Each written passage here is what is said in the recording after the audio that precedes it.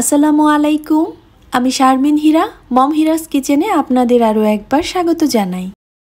শীত আসলে অনেকে হাঁসের মাংস খেতে পছন্দ করেন, তবে সঠিক নিয়ম মেনে রান্নাটা করতে না পারলে অনেকের ক্ষেত্রে দেখা যায় রান্নার পরও একটা গন্ধ থেকে যায়, তখন খেতে আর ভালো লাগে না।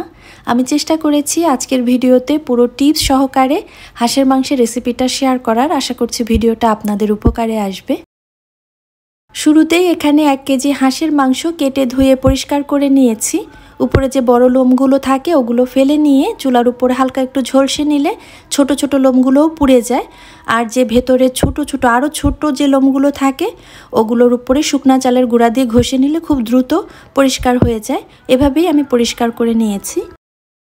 1 টেবিল চামচ ভিনেগার আর 1/2 টেবিল চামচ লবণ দিয়ে মাংসের সঙ্গে খুব ভালো মতো মিশিয়ে নিচ্ছি। যদি ভিনেগার না থাকে সমপরিমাণে লেবুর রস দিলেও চলবে। লেবুর রস বা ভিনেগার দিলে দেখা যায় হাঁসের মাংসে যে এক্সট্রা একটা গন্ধ থেকে যায় ওইটা একেবারেই চলে যায়। তো আমি 20 মিনিটের জন্য ম্যারিনেট করে ঢাকনা দিয়ে ঢেকে রেখেছি। এরপর আমি নর্মাল ট্যাপের পানি দিয়ে খুব সুন্দরভাবে মাংসটাকে ধুয়ে নিচ্ছি। মাংসটা থেকে এক্সট্রা পানি ঝরিয়ে নিয়ে এর মধ্যে মশলা দিয়ে নিচ্ছি।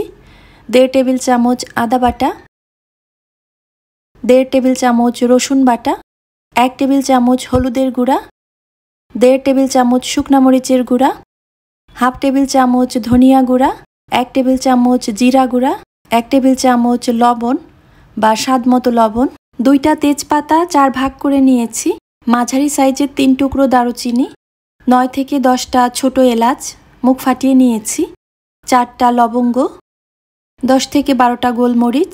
এই সমস্ত উপকরণগুলো একসাথে খুব ভালো মতো মিশিয়ে নিচ্ছি। এভাবে মাখিয়ে আমি 1 ঘন্টার জন্য ম্যারিনেট করে রাখবো।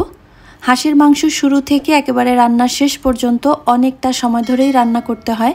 বিভিন্ন প্রক্রিয়ার মধ্যে দিয়ে সঠিক নিয়মে রান্নাটা করে নিতে পারলেই মাংসটা খেতে মজা হয়। তো এভাবে আমি 1 ঘন্টার জন্য ম্যারিনেট করে রাখলে দেখা যাবে এর ভেতর সব মশলা ঢুকে মাংসটা অনেকটাই নরম করে দিয়েছে। তখন রান্নায় সময় কম লাগবে আর খেতেও মজা হবে। এখানে একটা কড়াইয়ের মধ্যে 1 কাপের 4 ভাগের 1 ভাগ সয়াবিন তেল নিয়েছি আর তার সাথে 2 টেবিল চামচ সরিষার তেল দিয়েছি। যারা সরিষার তেল পছন্দ করেন না তারা সমপরিমাণে সয়াবিন তেল দিয়ে নিলেই চলবে। তেলটা যখন ভালো করে গরম হয়ে গিয়েছে তারপর এখানে মেজারমেন্ট কাপের 1 কাপ পেঁয়াজ কুচি দিয়েছি। পেঁয়াজটা একটু লাল লাল করে ভেজে নেওয়ার পর আগে থেকে ম্যারিনেট করে রাখা মাংসটা পেঁয়াজের মধ্যে দিয়ে তার মধ্যে বাটিটা ধুয়ে 1/2 কাপ পানি দিয়েছি। মাঝারি আঁচে রান্না করলে মাংসটা থেকে এমনিতেই অনেক পানি বের হবে, তো এই 2 পানি মিলে খুব সুন্দরভাবে কষানো হয়ে যাবে। অনবরত নেড়েচেড়ে কষিয়ে নিতে হবে, তা না হলে নিচে মশলাটা ধরে যেতে পারে।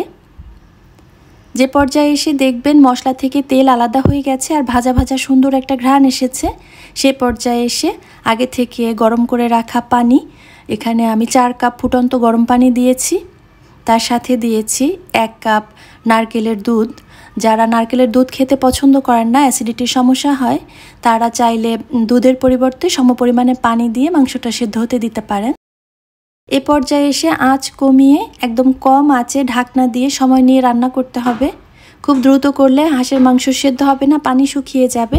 আমি কিন্তু মাঝে মাঝে ঢাকনা খুলে একটু একটু করে নেড়ে দিয়েছি, তা না হলে নিচে মশলাটা ধরে যাবে, যেহেতু নারকেলের দুধ আছে আবার ঘন মশলা, এ কারণে বারবার নেড়ে দিয়েছি। আর এই যে এখানে 1 চা চামচ জিরা, আস্ত জিরা, 1টা এলাচ, ছোট 1 টুকরো দারুচিনি দিয়ে শুকনো খোলায় টেলে নিয়েছি। একদম পুড়ে ফেলিনি, তবে ভাজা ঘ্রাণ বেরিয়েছে, এই লেভেলে নামিয়েছি। এরপর 1 কাপের 4 ভাগের 1 ভাগ পেঁয়াজ বেরেস্তা দিয়ে এই সবগুলো মশলা একসাথে বেটে নিয়েছি। এমন পেস্ট করেছি, মিহি পেস্ট। যে পর্যায়ে এসে মাংস সেদ্ধ হয়ে গিয়েছে, নামানোর সময় প্রায় হয়ে এসেছে, সে পর্যায়ে এসে এই পেস্টটা দিয়ে ভালো মতো মাংসের সঙ্গে মিশিয়ে নিতে হবে।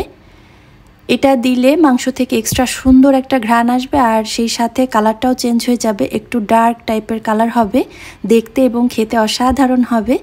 যদি কারোর